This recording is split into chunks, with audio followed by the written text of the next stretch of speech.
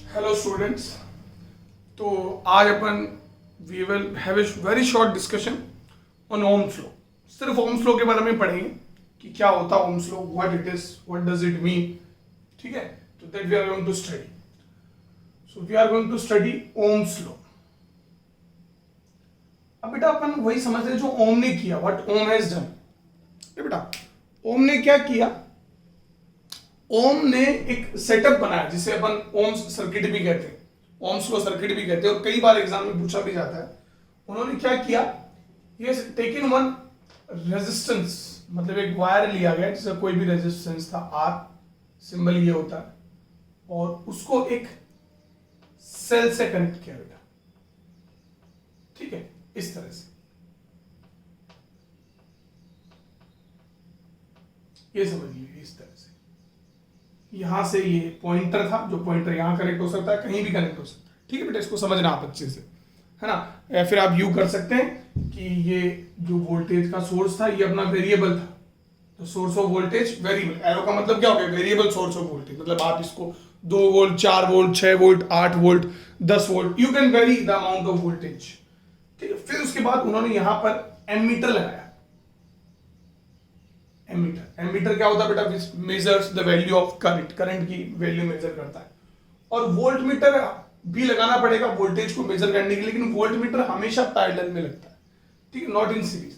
तो पैरेलल में volt meter जो है वो लगा है। So this is volt meter, plus minus plus minus. ये साइंस भी आपको ध्यान रखने होते हैं।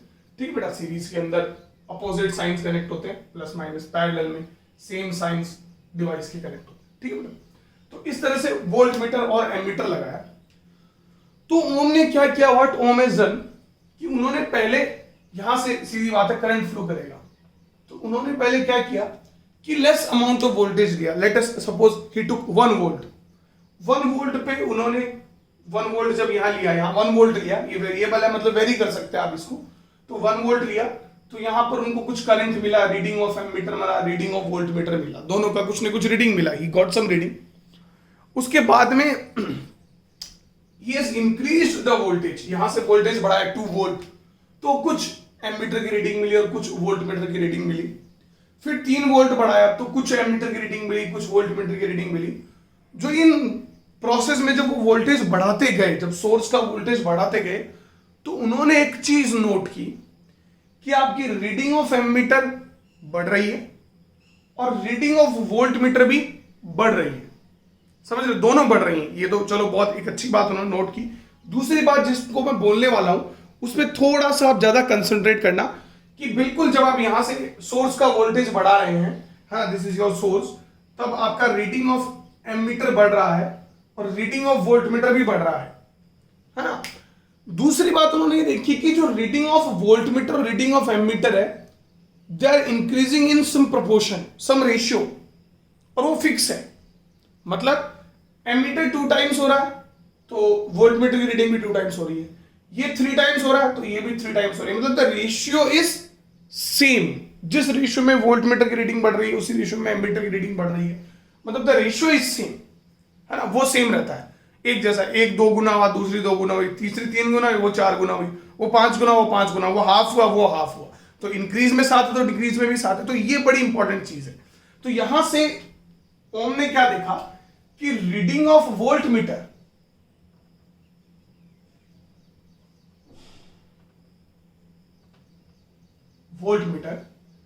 Is directly proportional to reading of ammeter.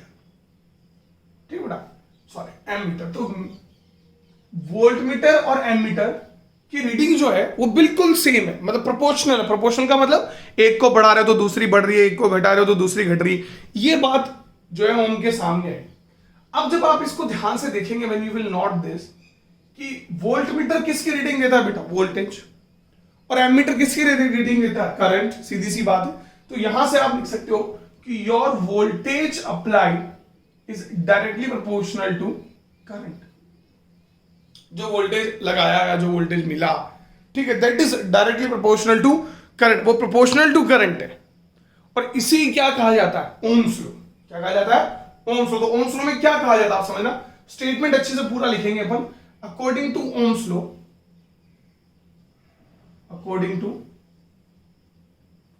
Ohms law, voltage applied, statement बहुत इंपॉर्टेंट होता है बेटा, अप्लाइड अक्रॉस ए कंडक्टर, ये कोई भी कंडक्टर है, अक्रॉस ए कंडक्टर है ना, और वो पोटेंशियल डिफरेंस हो गया एक तरह का, पिछले मैंने बताया था आपको, conductor is directly proportional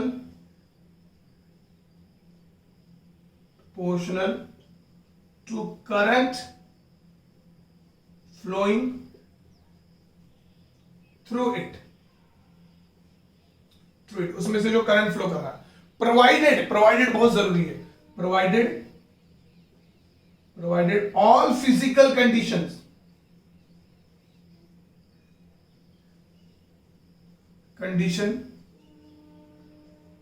and temperature are constant.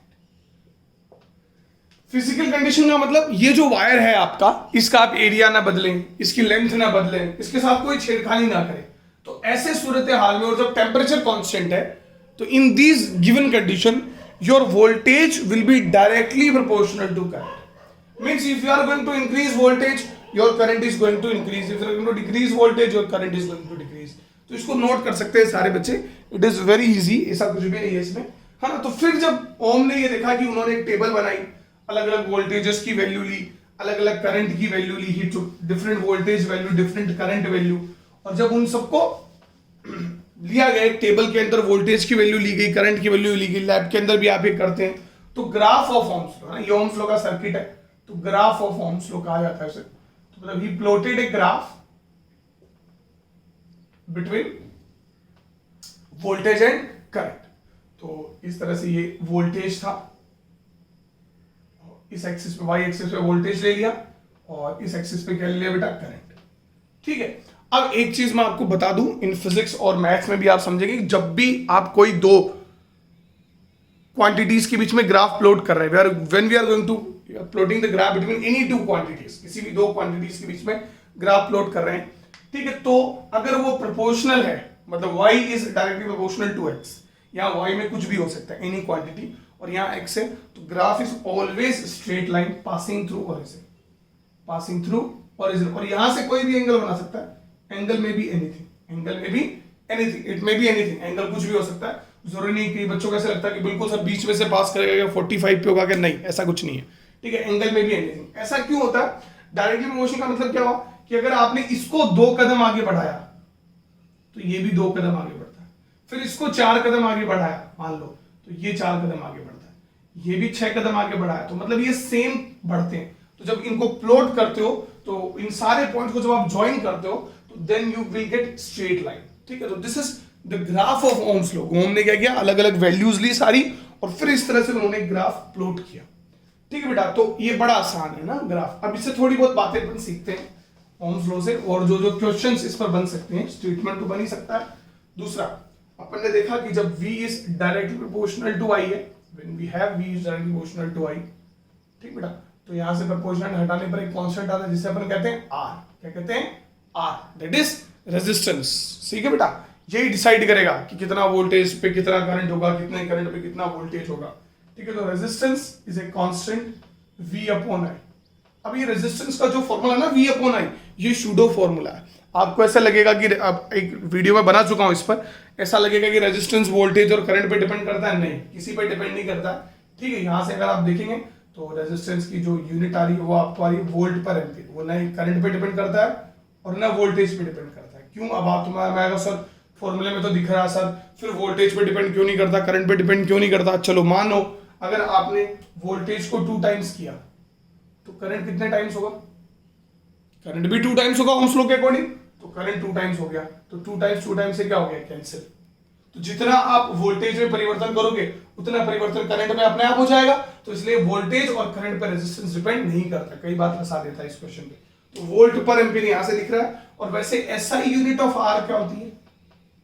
SI unit है ना, दैट इज ओम होती है बेटा, ओम, और सिंबल होता है ये, ठीक है, दिस इज द सिंबल। तो कोई प्रॉब्लम वाली बात नहीं, it is very easy. R के बारे में और डिस्कशन अगली वीडियो में किया गया है आर के बारे में। अब देखो जो एक तो क्वेश्चन ये सब बन जाता है। दूसरा देखो बेटा क्या है ना, what is there, we have plotted a graph, अपने ग्राफ प्लॉट किया है वोल्टेज और करंट के बीच में, and the graph between voltage and current is straight line, बिल्कुल सही स्ट्रेट लाइन, ठीक बेटा। तो अब इसमें एक चीज होती है, वन कॉन्सेप्ट इज देयर कि there is a concept of slope of graph, graph के स्लोप के बारे में कॉन्सेप्ट होता है। स्लोप का मतलब क्या होता है, आप ज्यादा ना समझिए, बाद में angle made with the x axis, tan theta होता है, ठीक है। तो स्लोप ऑफ ग्राफ मतलब ढलान। अब जैसे मान लो ये ऐसे, जितना ज्यादा ये एंगल एक्स एक्सिस के साथ बनाएगा इस ग्राफ की उतनी ज्यादा, अगर मान लो ये ग्राफ ऐसे अपना तो कोई ढलान नहीं, फिर जैसे जैसे ये एंगल बढ़ेगा एक्स एक्सिस के साथ इसकी ढलान क्या होगी, इस ग्राफ की जो स्लोप है वो क्या होगी, बढ़ेगी। तो अपन एक चीज लिख सकते हैं कि स्लोप ऑफ ग्राफ बहुत इंपॉर्टेंट बात है कि slope of graph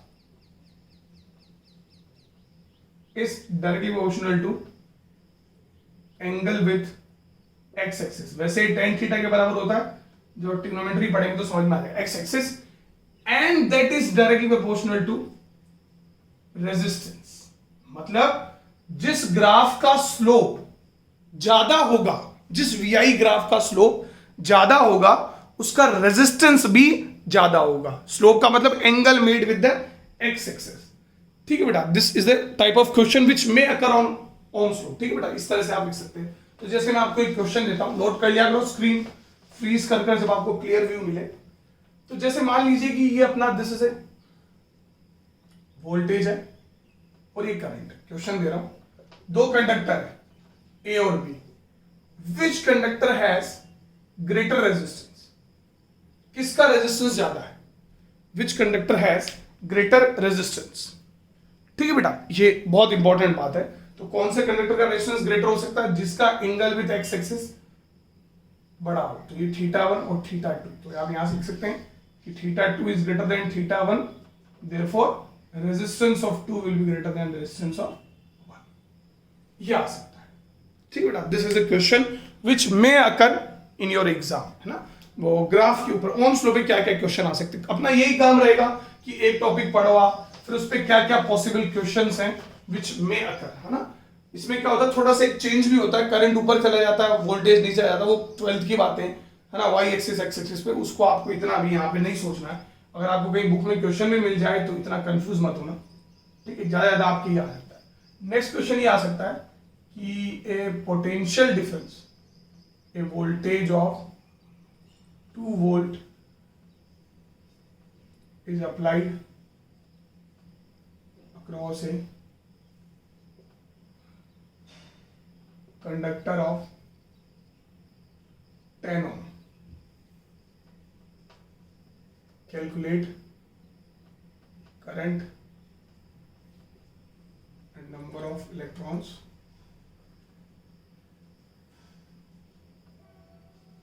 passing in 1 second। इस तरह का कोई भी क्वेश्चन आ सकता है, एनसीईआरटी में एग्जांपल भी है।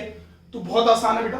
क्या दिया हुआ है, वोल्टेज दिया हुआ आपको 2 वोल्ट, कभी भी क्वेश्चन में जो दिया हुआ लिख लिया करो, और रेजिस्टेंस दिया हुआ है 10 ओम। तो you have asked about current and number of electrons, ठीक बेटा। तो वो V इक्वल टू क्या होता है, IR। तो voltage is 2, current I don't know, and resistance is 10, so current is 0.2 ampere. This is the current, इतना करंट फ्लो करेगा। यूनिट के साथ हमेशा आंसर को लिखना है। फिर आपको नंबर ऑफ इलेक्ट्रॉन्स पूछा, तो आपको पता I इक्वल टू पर सेकंड इन 1 सेकंड, तो I इक्वल टू क्या होता है बेटा, Q अपॉन T, ठीक है। एंड I इज 0.2, Q क्या होता है NE, और T कितना है 1 सेकंड, ठीक बेटा। नंबर ऑफ इलेक्ट्रॉन्स, तो N will be 0.2 upon E, और E कितना होता है 1.6 इंटू 10 की पावर माइनस 19 इलेक्ट्रॉन्स।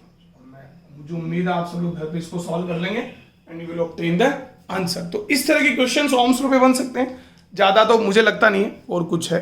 तो एक ये क्वेश्चन, एक वो क्वेश्चन, और ओम्स लॉ की थ्योरी बहुत इंपॉर्टेंट है, ठीक है बेटा। चलो अगले वीडियो में we will study combination of resistances, ठीक है बेटा। Thank you.